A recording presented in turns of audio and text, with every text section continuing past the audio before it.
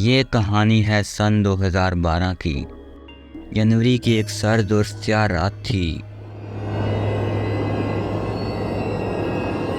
گرو مندر سے jail road جانے والی سڑک ویسے بھی سناٹے میں رہتی ہے، لیکن ابھی تو رات کے 12 بجنے والے تھے۔ گلشن کالونی جانے کی سوچ میں مصروف میں اپنے آفس سے باہر نکلا تو دو دوست زبردستی چائے پلانے لے گئے۔ 12 بجے کے قریب فارغ ہوئے۔ چائے پی کر وہ دونوں تو لالو کھیت نکل گئے، لیکن مجھے وہاں اکیلا چھوڑ گئے۔ اب نہ وہاں کوئی بس تھی اور نہ آٹو، نہ آدم زاد۔ خیر انتظار کرتے کرتے تھک گیا تو پیدل چلنے لگا۔ راستے میں پھل فروٹ کا ایک ٹھیلا دیکھا جو تقریباً بند تھا۔ تقریباً اس لیے کہ پھل فروش تو سو رہا تھا، لیکن ٹھیلے کی لالٹین جل رہی تھی۔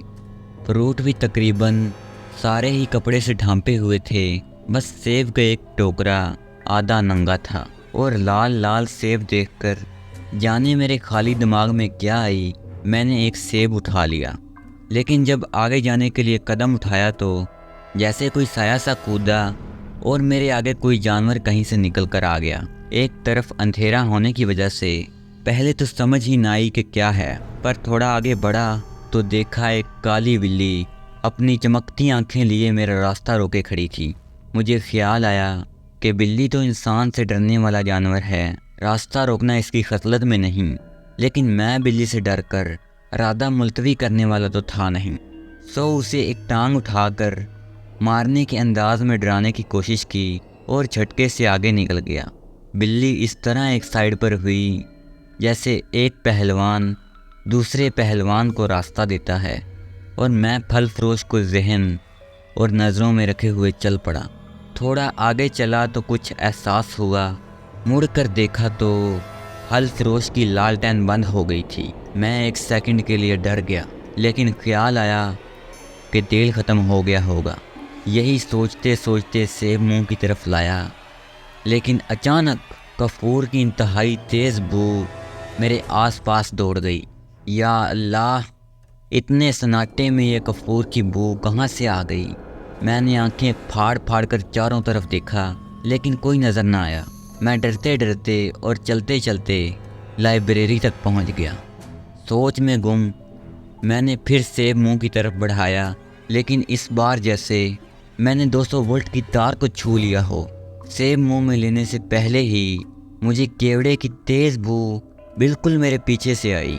مجھے 3 مہینے پہلے اپنے ایک عزیز کی تدفین کے سلسلے میں قبرستان جانے کا منظر یاد آ گیا، جب میں نے کیوڑے کا چھڑکاؤ کیا تھا۔ خوف کی لہر میرے سر سے لے کر پاؤں تک دوڑ گئی۔ بے اختیار مڑ کر دیکھا تو پیچھے کوئی نہیں تھا۔ اتنے میں ایک رکشہ بہت تیزی سے گزرا۔ میں اسلامیہ کالج کے سامنے تھا۔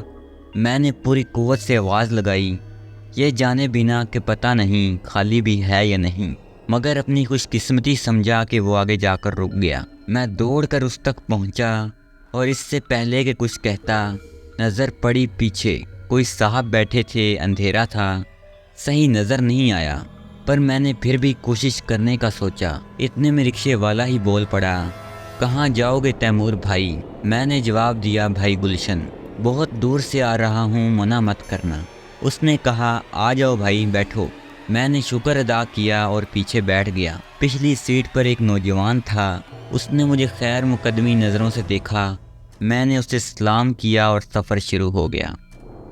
ان سب میں اس سیب کو بھول ہی گیا تھا جو میرے ہاتھ میں تھا۔ سوچا اب ان کے سامنے کیا کھاؤں، جیب میں ڈال لیا کہ گھر جا کر کھا لوں گا۔